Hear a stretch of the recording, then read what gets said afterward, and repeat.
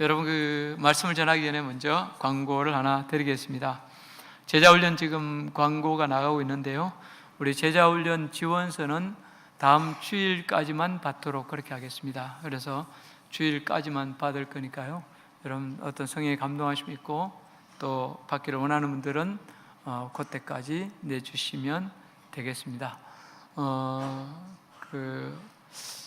특별히 여러분들 하실 때 아까 이제 서리 집사라는 이렇게 지원 자격에 했는데요, 이런 부분에서 신앙의 기본기가 정확하게 잡혀 있어야 됩니다. 형식적인 신앙의 기본기가 아니라 실질적으로 어떤 정확하게 신앙의 기본기가 잡혀 있어야 되니까요, 그런 부분도 잘 살피셔서 지원하시면 감사하겠습니다.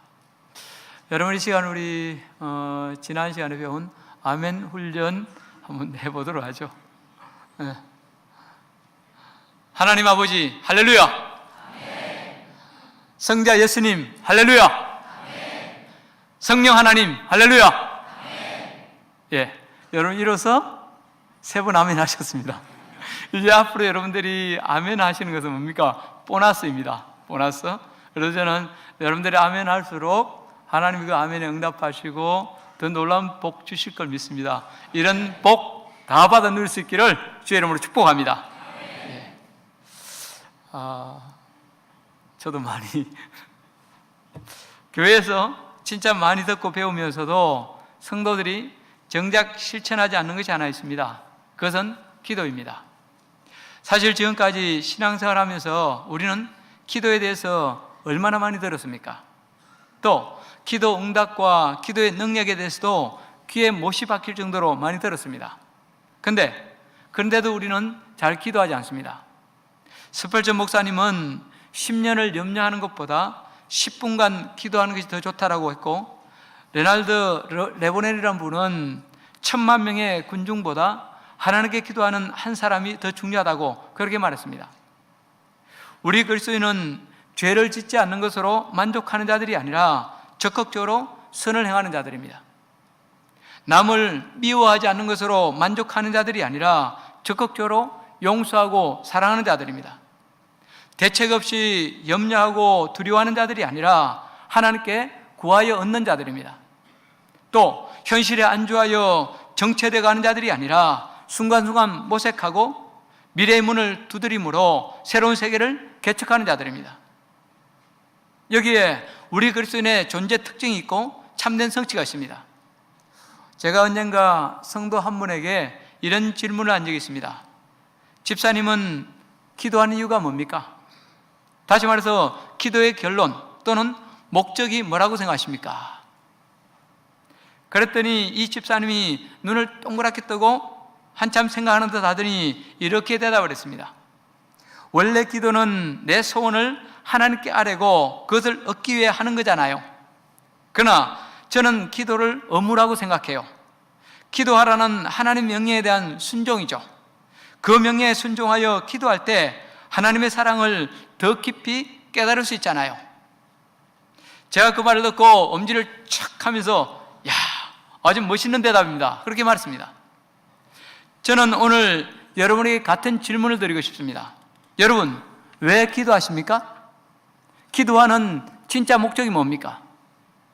오늘 우리는 이 답을 찾는 여행을 떠나보려고 합니다. 그리고 방금 읽은 본문 말씀 속에는 제가 여러분에게 던진 이 질문에 대한 답이 아주 잘 나와 있습니다. 그렇다면 기도를 강조하는 본문의 말씀이 주시는 교훈은 구체적으로 뭡니까? 첫째, 그리스도인은 먼저 기도하는 자가 되어야 한다는 것입니다. 구설이 서말이라도 깨어야 보배라는 옛 속담이 있습니다. 함 속에 들어있는 구슬, 보석처럼 기도는 하나님께서 우리에게 주신 가장 큰 특권이요 보물이라 할 수 있습니다. 하나님께서는 이 기도의 특권을 아무에게나 주지 않으셨습니다.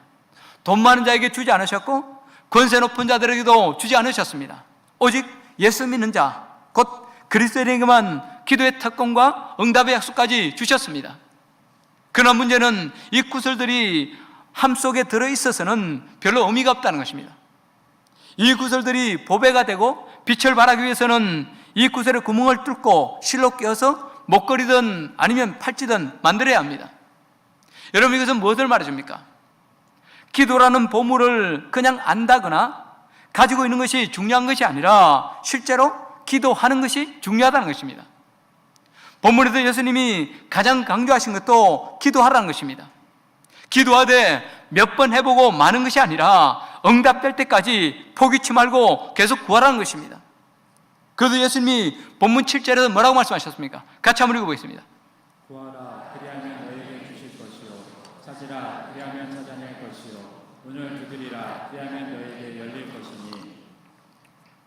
또 여러분 본문 11절에서 뭐라고 말씀하고 있습니까? 같이 읽어보겠습니다. 너희가 악한 자라도 좋은 것으로 자식에게 줄 줄 알거든 하물며 하늘에 계신 너희 아버지께서 구하는 자에게 좋은 것으로 주시지 않겠느냐. 그렇습니다. 여러분 여기서 강조점은 기도, 곧 구하는 것입니다. 그래서 예수님께서 구하고 찾고 두드리라고 그듭 강조하실 뿐만 아니라 11절에서도 자녀에게 좋은 것을 그냥 주신다고 하지 않으시고 구하는 자에게 좋은 것을 주신다고 그렇게 강조하고 있습니다. 아주 오래됐지만 지금도 생생하게 기억나는 사건이 하나 있습니다. 저희 큰딸인 민서가 고등학교 1학년 때 휴대폰을 처음 사줬습니다. 지금은 달라졌지만 당시만 해도 저는 학생들이 휴대폰을 가지고 다니는 것을 아주 부정적으로 생각했습니다. 그래도 고등학교를 졸업할 때까지는 휴대폰을 사주지 않겠다고 작정하고 또 선포도 했습니다. 그런데 그런 내 결심을 듣고 고등학교 1학년 때 휴대폰을 사줄 수밖에 없었습니다. 왜 그렇습니까? 그 이유는 딱 하나입니다. 하도 조르고 하도 저를 괴롭혀서입니다. 딸아이는 저를 볼 때마다 아빠 휴대폰 아빠 그런 노래를 불렀습니다. 화를 내고 엄포를 놔도 그때뿐이고 금방 아빠나 휴대폰 다른 애들은 다 가지고 있는데 다른 애들은 다 있는데 마치 여러분 제 얼굴이 휴대폰으로 보이나 봐요. 그래서 그야말로 귀찮아서 견딜 수가 없었습니다. 그래서 아내가 딸에게 휴대폰 사주는 것을 그야말로 무력하게 지켜볼 수밖에 없었습니다. 그때 저는 속으로 이런 생각을 했습니다. 야, 그 휴대폰 사달라는 열심으로 공부하면 뭐가 돼도 될 텐데 아마 나중에 그 이야기 했을 거예요. 이 말씀을 준비하면서 제가 과거를 돌아보니까요, 저희 두 딸이 가지고 있는 물건들, 특별히 제가 사준 물건들 중에서 기분 좋게 사준 것, 제가 기분 좋게 사준 것은 불과 몇 개밖에 없었습니다. 거의 다 나는 안 사주려고 했음에도 불구하고 아이들이 조르고 계속 괴롭히니까 그 성화를 못 이겨서 어쩔 수 없이 사준 것들이었습니다. 여러분, 제가 왜 이런 말씀을 여러분에게 드립니까? 불완전하고 이기적인 인간이라도 포기치 않고 끈질기게 물고 늘어지면 마음이 변할 수밖에 없다는 것입니다. 귀찮고 성가셔서라도 마음을 바꿔서 소원을 들어주게 된다는 것입니다. 하물며 우리 하나님, 우리에게 더 주지 못해서 안달이신 우리 아버지께서 밤낮으로 부르짖는 자녀들의 소원을 여러분 외면하시겠습니까? 문제는 우리의 불신앙이요 기도하지 않는 나태함입니다. 성도들 중에는 가끔 나는 가만히 있어도 하나님이 다 알아서 해주신다고 그렇게 생각하는 분들이 있습니다. 그러나 여러분 정말 그렇습니까? 만약 우리가 하나님이 다 알아서 해주신다고 생각하고 가만히 있으면 하나님께서는 우리가 궁지에 몰릴 때까지 가만히 버려두십니다. 그러다가 더 이상 견딜 수 없는 위기 상황에 처해서 다급하게 하나님을 부를 때 그때야 비로소 하나님께서 움직이십니다. 그러나 그때는 이미 많이 늦었습니다. 진작 기도했더라면 삽으로 막을 수 있는 것을 포크레인까지 동원해서 막는 꼴이 되고 마는 것입니다. 저는 어려서 가난하게 살았기 때문에 다른 사람을 찾아가서 도와달라고 하는 것이 얼마나 힘들고 자존심 상하는 일인지를 잘 압니다. 오래오래 고민하다가 겨우 용기를 내서 찾아가는데 이런 지하에 거절당하고 뒤돌아 나올 때 그 참담한 심정을 여러분 어찌 말로 다 표현할 수 있겠습니까? 그러나 여러분 우리 하나님은 어떻습니까?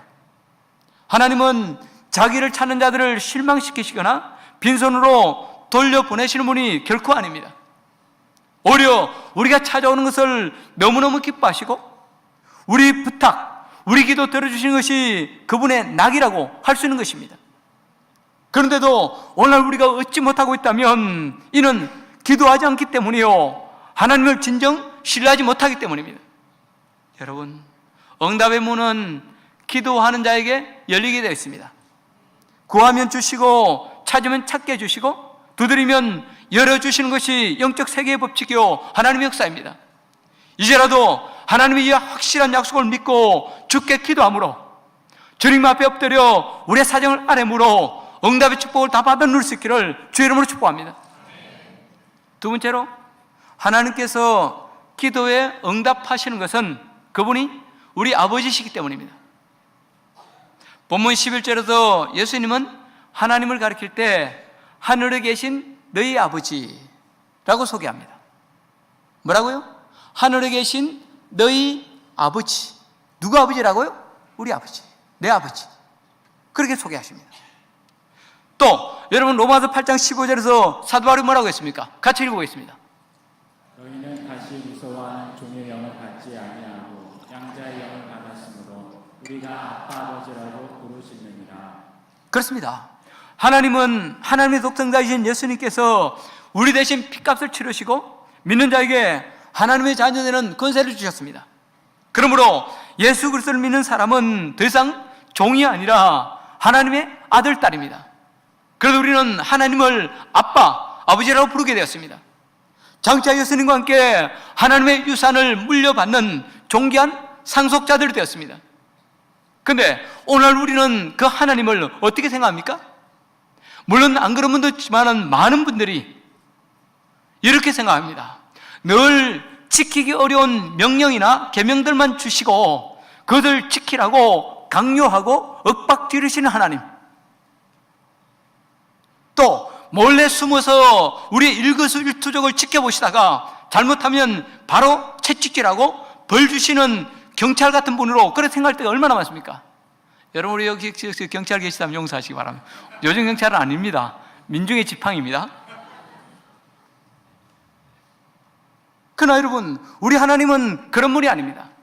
오히려 용서하고 덮어주시는 긍휼의 아버지, 끝까지 참고 기다리시며 인내하시는 우리 인내의 아버지, 언제나 치유하시고 회복시켜주시는 사랑의 아버지십니다. 여러분, 사실 이 세상의 불완전한 아버지들도 자기 자녀를 얼마나 사랑합니까? 자녀를 위해 기꺼이 희생하고 심지어는 생명까지도 내어줍니다. 실제로 여러분, 오늘날 우리가 이렇게 열심히 살고 나름대로 돈을 모으려 하는 가장 큰 이유가 여러분 뭡니까? 그것도 우리 자녀들을 위한 것 아닙니까? 실제로 이런 일이 있었습니다. 미국 샌프란시스코 출입 형무소에 패터슨이라는 사람이 복역하고 있었습니다. 그는 마약에다가 강도질까지 하다가 중범죄로 감옥에 갇히게 되었습니다. 사실 이런 악한 사람을 누가 제대로 된 아버지요 남편이라고 생각하겠습니까? 그런데 자기 딸이 위독하다는 소식을 감옥에서 들었습니다. 그 딸은 콩팥이 하나밖에 없는 기형 체질인데 그 하나에 문제가 생긴 것입니다. 그러다 감옥에 있던 아버지가 자기 콩팥을 딸에게 주겠다고 나섰습니다. 그런데 이 사건이 세간의 주목을 끈 것은 그 아버지 역시도 콩팥이 하나밖에 없는 기형이 있기 때문입니다.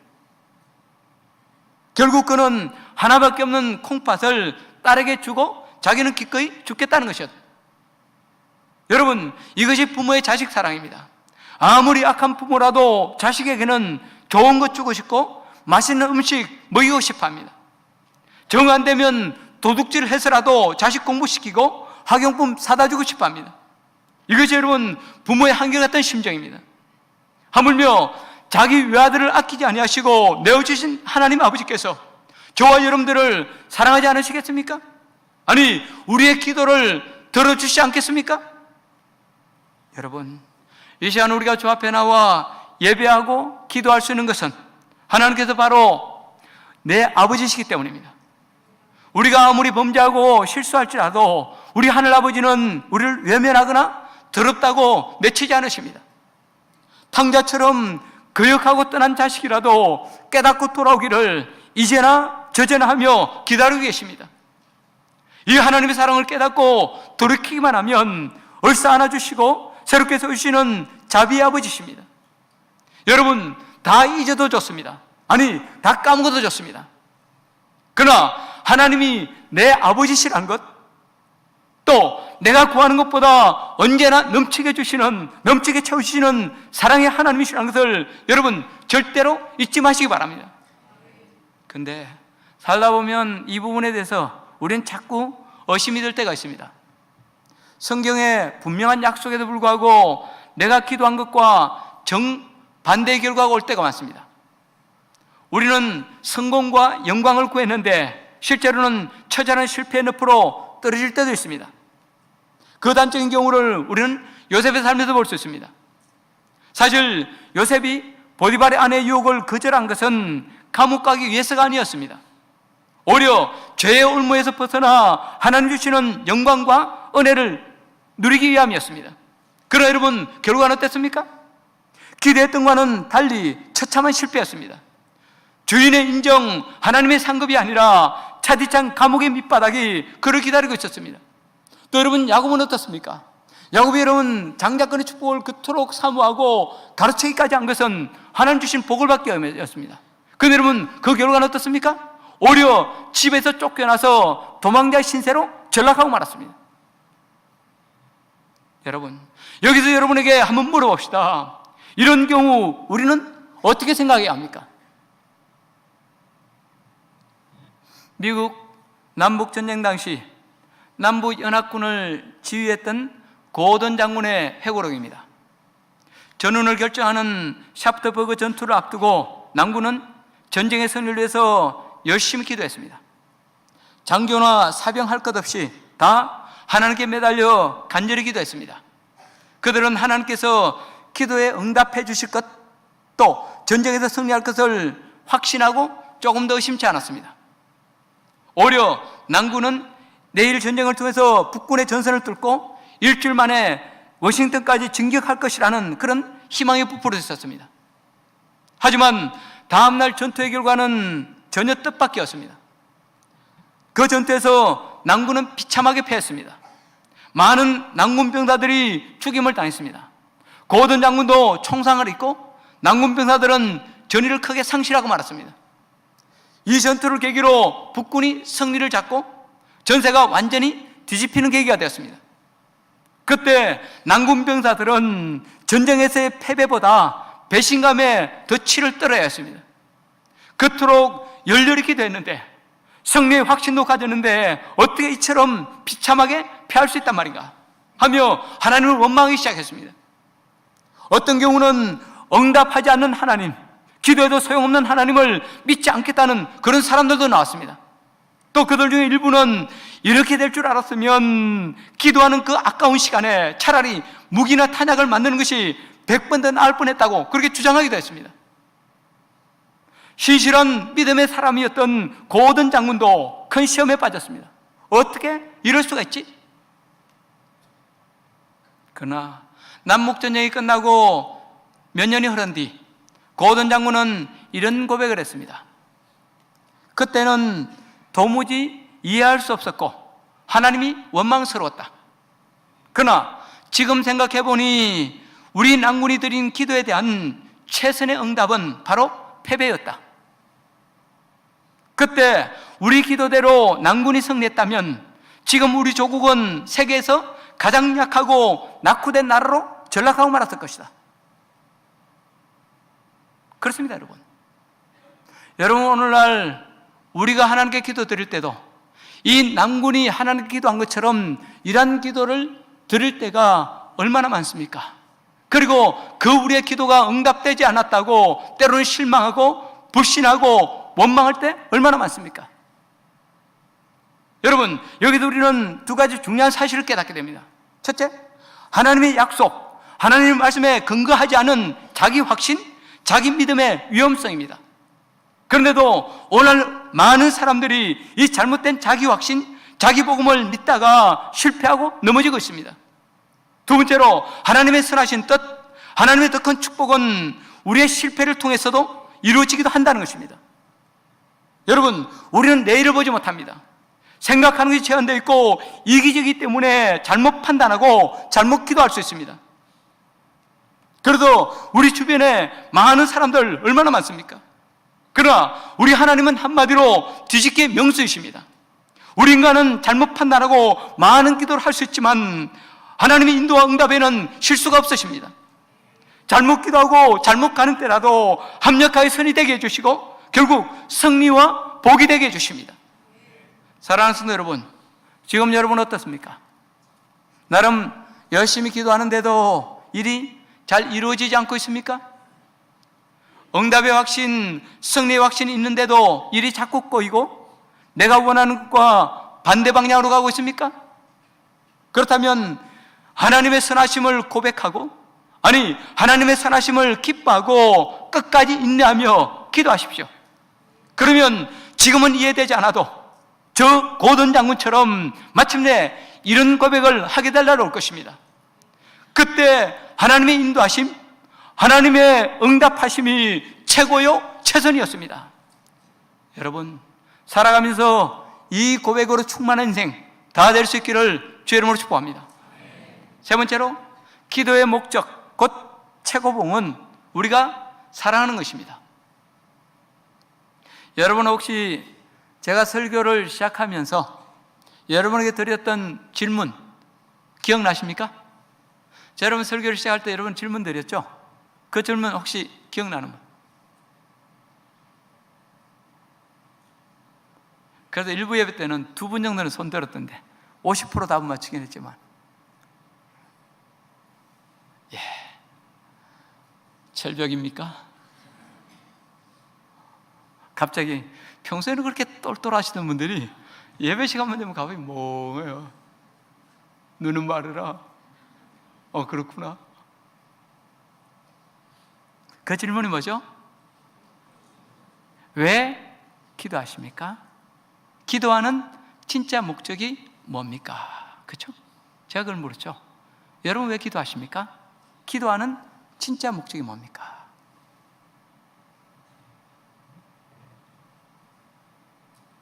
이제 그 질문에 답을 해야 될 시간이 되었습니다. 그 대답은 바로 우리가 사랑하는 사람이 되는 것입니다. 다시 말합니다. 왜 우리가 기도해야 되죠? 기도하는 진짜 목적이 뭡니까? 그것은 우리가 사랑하는 사람이 되는 것입니다. 그래서 여러분 본문 12절에서 뭐라고 말씀하고 있습니까? 같이 한번 읽어보겠습니다. 12절입니다. 그러므로 무엇이든지 남에게 대접을 받고자 하는 대로 너희도 남을 대접하라. 이것이 율법이요 선지자니라. 여러분 이 말씀을 보고 여러분 중에는 의아하게 생각할 분들이 있을 것입니다. 아니, 기도하는 것하고 남을 대접하는 것, 다시 말해서 사랑하는 것하고 무슨 상관이 있지? 특별히 기도 응답을 받는 것하고 남을 대접하는 것하고 무슨 관계가 있단 말인가? 그러나 사실은 그렇지 않습니다. 분명히 관련되어 있습니다. 그것도 아주 깊게. 여러분 본문의 말씀을 다시 한번 보십시오. 지금까지 우리는 성경을 읽을 때 7절에서 11절까지와 12절의 말씀을 별개의 내용으로 생각했습니다. 그렇죠? 그래서 7절부터 11절까지는 기도에 대한 가르침이고 12절은 황금률로 사랑의 실천을 가르치는 것으로 그렇게 생각했습니다. 그러나 여러분 진짜 그렇습니까? 본문을 다시 한번 자세히 보십시오. 특별히 11절과 12절을 주의해서 보십시오. 여러분 11절과 11절은 별개가 아니라 그러므로라는 이 전치사, 접속사로 연결되어 있습니다. 영어 성경을 보니까 이 그러므로가 so라는 단어, so, 이 so라는 단어로 번역되어 있습니다. 여러분 이 so는 좀 더 이해하기 쉽게 번역하면 그러기 위해서는, 그렇게 되기 위해서는 입니다. 이렇게 놓고 볼 때 여러분 12절의 내용은 11절의 조건절이라, 다시 말해서 11절의 말씀이 이루어지기 위해서는 12절의 말씀을 반드시 지켜야 한다는 것입니다. 우리가 이해하기 쉽게 여러분 이 11절과 12절을 다시 한번 풀어보겠습니다. 너희가 악해도 너희 자녀에게 좋은 것을 줄 줄 아는데 하물며 하늘에 계신 너희 아버지께서 구하는 자에게 좋은 것을 주시지 않겠느냐? 그런데 이 일이 이루어지기 위해서는, 그렇게 되기 위해서는 먼저 해야 할 일이 있다. 그것은 무엇이든지 남에게 대접을 받고자 하는 대로 너희가 먼저 남을 대접하라. 다시 좀 더 풀어보겠습니다. 여러분, 이 말씀이 여러분 우리가 좋은 것을 우리에게 주신다는 말입니까? 안 주신다는 말입니까?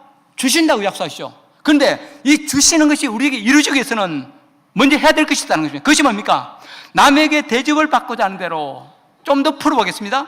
하나님께 응답을 받고자 하는 대로 너희가 먼저 남을 대접하라. 그럴 때 하나님이 주시는 역사를 체험할 수 있다는 것입니다. 어떤 신학자가 이런 말을 했습니다. 이 세계의 근원적인 문제는 나눔의 부재에 있다. 오늘 믿는 자들이 가진 것을 기꺼이 나누고 사랑을 실천한다면 사람들이 기도하는 문제의 90% 이상은 저절로 해결될 수 있다. 저는 그걸 읽으면서 참으로 그렇다는 생각이 들었습니다. 여러분, 오늘 사람들이 기도드리는 기도 제목들을 한번 곰곰이 생각해 보십시오. 그 대부분이 밥이나 옷 등 의식주, 아니면 고독과 소외, 원망 등 관계성의 문제들입니다. 그런데 이러한 기도의 대부분은 성도들이 사랑하고 제대로 나누기만 하면 저절로 해결될 수 있는 것들입니다. 여러분, 2000년 기독교 역사를 한번 살펴보십시오. 우리는 기적이 일반적인 것처럼, 기적이 늘 일어나는 것처럼 그렇게 기적하지만 여러분, 실제로 기적이 차지하는 비중이 얼마나 되겠습니까? 아니, 심지어 우리 예수님의 생애를 보십시오. 3년 반 동안의 공생애를 사시면서 많은 기적을 행하신 것처럼 여러분 한번 실제로 시야를 보십시오. 그렇죠? 1000일 넘는 삶을 사시면서 여러분 기적 행하는 횟수는 그렇게 많지 않으십니다.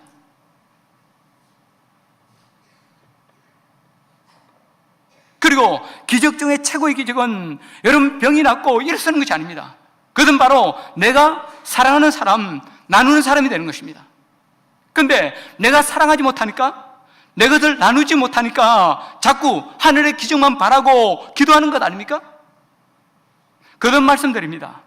성경에 여러 가지 기적들이 나오지만 가장 위대한 기적은 기도를 통하여 이기적인 나밖에 모르는 내가 사랑하는 사람으로 바뀌는 것입니다.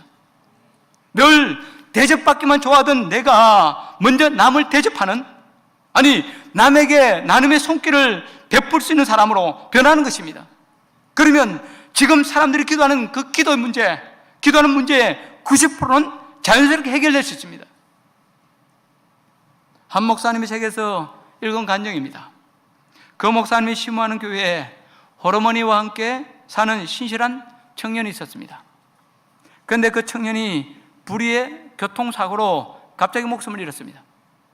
아들 하나에게 소망을 두고 산 어머니는 거의 정신이 나가버렸고, 그 모습을 지켜보던 성도들은 모두 깊은 슬픔에 잠겼습니다. 목사님도 그 어머니의 모습이 너무너무 가슴이 아팠습니다. 그래서 그 가정을 위해서 그야말로 열심히 눈물 뿌려가며 기도했습니다.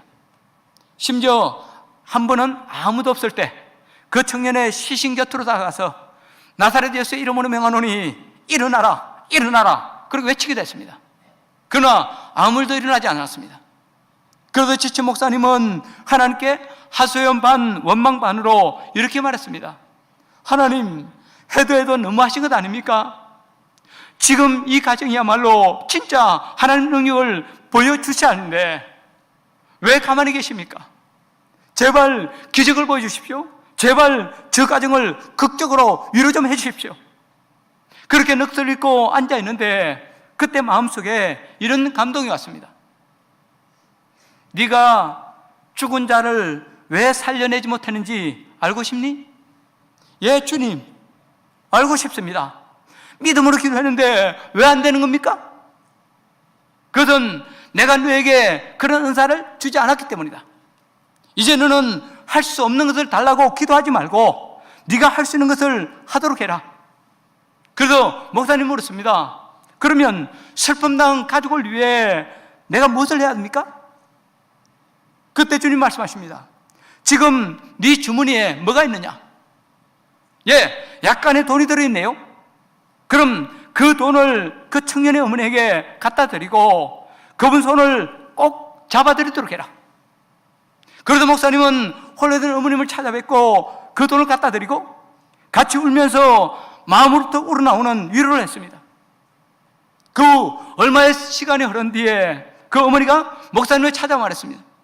목사님, 그때 목사님의 따뜻한 마음과 위로가 제게 너무 큰 격려와 새롭게 일어설 수 있는 힘이 되었습니다. 하나님 위로가 되었습니다. 목사님, 감사합니다. 사실 주위에 보면 육체의 질병이나 불의의 사고로 고통당하는 분들이 얼마나 많습니까? 정신적인 그런 상실감으로 아파하는 사람들 참 많이 있습니다. 그런데 그들을 위해 기도하고 나사렛 예수의 이름으로 일어나라, 명하노니 일어나라 명령할 때 그야말로 그대로 치유되어지고 벌떡벌떡 일어나면 얼마나 좋겠습니까? 그러나 여러분, 현실은 그렇지 못합니다. 열심히 기도하고 예수님의 이름을 명했음에도 불구하고 차도가 없습니다. 그때마다 우리 기도가 도움이 안 되는 것 같아 얼마나 가슴이 답답한지 모릅니다. 그분들을 위해서 할 수 있는 일이 더 이상 없는 것 같아서 얼마나 죄송하고 힘든지 모릅니다. 그러나 저와 여러분이 그들을 위해서 할 수 있는 더 중요한 일이 하나 있습니다. 그것은 우리가 예수님의 손과 발이 되어서 그들에게 나눔의 손길, 사랑의 손길을 펴는 것입니다. 예수님의 마음이 되어서 그들을 위로하고 그들의 간절한 필요와 작은 기도의 제목들을 채워주는 것입니다. 그럴 때 상대방은 우리의 작은 손길을 통해서 주님의 은혜와 자비를 체험하게 됩니다. 또 그럴 때 하나님의 놀라운 응답의 역사가 실제로 일어나게 되는 것입니다. 그렇습니다, 여러분. 우리 기도의 현장에 기적이 일어나지 않는 것은 기도가 부족하기 때문이 아니라 사랑이 부족하기 때문입니다. 상대방을 위해 기도하기는 하지만 실제로 그들의 아픔에 참여하여 그들의 필요를 채워주는 나눔의 사랑을 하지 않기 때문입니다. 믿노라 하면서도 주님의 손과 발이라고 하면서도 우리가 움직이지 않기 때문에 오히려 예수님을 종으로 부리려고 하기 때문에 그 어떤 역사도 볼 수 없는 것입니다. 여러분, 이제 우리는 잘못된 기도의 관행들을 조금씩 바꿔가야 합니다. 지금까지 우리는 형제중 누군가가 어려운 일을 당하면 이렇게 기도했습니다. 하나님, 암흑의 성도가 실직했습니다. 좋은 직장 빨리 얻게 해주세요. 하나님, 어느 성도가 질병으로 병원에 입원했습니다. 그의 병을 속히 치료해 주세요. 그러면서도 아무런 액션도 취하지 않습니다. 그러면서도 그를 위해 열심히 기도했기 때문에 내 의무를 다했다고 스스로 위로합니다. 그러나 여러분, 조금만 각도를 달리 생각해 보면 하나님께서 이 세상에 이토록 많은 성도들, 그리스도인을 두신 이유가 여러분 뭐라고 생각하십니까? 이토록 다양한 재능과 직장, 재물과 은사를 주신 이유가 여러분 뭐라고 생각하십니까? 그것은 우리 그리스도인 한 사람 한 사람이 주님의 손과 발이 되라는 것입니다. 그래요, 형제 자매들의 눈물과 안타까운 사연, 안타까운 기도를 채워주는 그 역할을 하라는 것입니다. 그럴 때 하나님께서 실제로 역사하시고 우리 가운데 능력을 베풀어 주신다는 것입니다. 따라서 우리 중 누군가가 실직했을 때 이제 우리는 그를 위해 열심히 기도해야 합니다. 그러나 동시에 하나님께 이렇게 물어야 합니다. 하나님, 저는 주님의 종입니다. 하나님께서 저 형제의 실직 사실을 저로 알게 해주셨는데 그를 위해 내가 해야 할 일은 무엇입니까? 그리고 성령께서 감동을 주시는 대로 그를 위해 내가 할 일을 찾고 직접 사랑의 손길을 펴십시오. 쌀 한 포대기 아니면 여러분 계란 한 판이라도 사가지고 그 집을 찾아가십시오. 그럴 때 하나님의 역사가 일어날 수 있습니다. 또 누군가가 질병으로 고통당하고 있을 때 우리는 그를 위해서 전심으로 기도해야 합니다. 동시에 이렇게 물어야 합니다. 하나님, 저는 주님의 종, 주님의 손과 발입니다. 그를 위해 내가 무엇을 하기를 원하십니까? 그리고 성령께서 감동을 주시는 대로, 내 마음에 감동을 주시는 대로 그 병든 형제를 위해서 할 수 있는 일, 작은 일이라도 찾고 그 일을 실천에 옮기십시오. 그러면 그 가운데 하나님의 큰 응답 역사가 실제로 일어나게 되는 것입니다. 그러므로 무엇이든지 남에게 대접을 받고자 하는데도 너희도 남을 대접하라. 이것이 율법이요 선지자니라. 그러므로 하나님께 응답 받기를 원하는 자는 그 응답을 받고자 하는 대로 너희가 먼저 남을 대접하라. 저는 이 말씀을 묵상하는 가운데 하나님의 깊은 사랑이 강한 전류가 되어서 제 가슴을 쳤습니다. 사랑하는 성도 여러분, 여러분은 예수님이 왜 그토록 우리를 사랑하셨다고 생각하십니까? 존경받고 칭송받는 길을 굳이 마다하시고 죄인들의 친구, 우리의 친구가 되셔서 우리의 아픔을 몸소 짊어지신 이유가 뭘까요? 십자가에 달린 채, 죄 없어진 그분이 십자가에 달린 채 내가 목마르다고 그토록 고통 가운데 외친 이유가 뭡니까? 그 대답은 바로 사랑입니다. 우리의 진심 어린 관심과 애정을 받고 싶어서 했습니다. 예수님의 손과 발이 되어서 순종하는 우리의 나눔과 그 사랑을 받고 싶으시기 때문입니다. 그래도 성경 말씀대로 대접받고 싶은 대로 예수님께서 저와 여러분들을 먼저 대접하신 것입니다. 그러면서 우리에게 너희도 먼저 대접하라고 그렇게 말씀하십니다. 그러면 기도가 이루어진다고 그렇게 말씀해 주십니다. 이제 결론을 맺고 싶습니다. 여러분은 지금까지 기도를 어떻게 규정하고 어떻게 실천해 오셨습니까? 기도를 내 목적, 내 욕구를 이루는 방편으로 여기고 하나님께 일방적으로 요구하는 기도만 하지 않았습니까? 내가 종이 되는 것이 아니라 오히려 주인 되어서 예수님을 종으로 부리는 그런 기도만 하지 않았습니까? 다른 사람을 위해 중보기도 할 때도 하나님 그 형제 낫게 해주세요. 하나님 그 성도 어려운데 그 성도 빨리 가난 이겨내게 해주세요. 그렇게 기도하지만은 도와달라는 그들의 호소에는 우리의 길을 막고 살아오지 않았습니까? 그러나 이런 기도는 이제 지나간 때로 족합니다. 거듭 말씀드리지만 우리가 기도하는 진짜 목적은 기도하는 내가 변하는 것입니다. 그래요 저와 여러분 모두가 예수님처럼 사랑하는 삶을 실천하는 것입니다. 다 예수님의 손과 발이 되어서 도움을 필요하는 사람들에게 작더라도 사랑의 손길, 남는 손길을 펴는 것입니다. 그러면 여러분 우리의 기도가 완성되어지고 이로부터 보여지는 하늘의 참된 복을 여러분 누릴 수 있습니다. 그동안 그토록 간절히 구해도 경험치 못했던 하나님의 귀한 기적과 응답을 여러분 직접 체험할 수 있습니다. 이런 말씀을 드리니까 어떤 분이 이렇게 되면 그러면 내 재산 다 나눌 주란 말인가? 그렇게 말씀하는 분들이 있어요. 당연 그런 생각 드는 분들이 있습니다. 여러분 스스로를 속이지 마십시오. 그렇죠? 우리가 할 수 있는 작은 것, 그렇죠? 내가 할 수 있는 작은 것, 진짜 물질 없으면 몸으로라도, 그렇죠? 할 수 있습니다. 여러분, 우리에게 주어진 날이 얼마일지 모르지만 이제라도 주님 우리에게 가르치신 기도의 바른 고백, 바른 실천을 통해서 진짜 응답의 놀라운 세계로 다 도약할 수 있기를 주의 이름으로 축복합니다. 찬양하고 기도하겠습니다.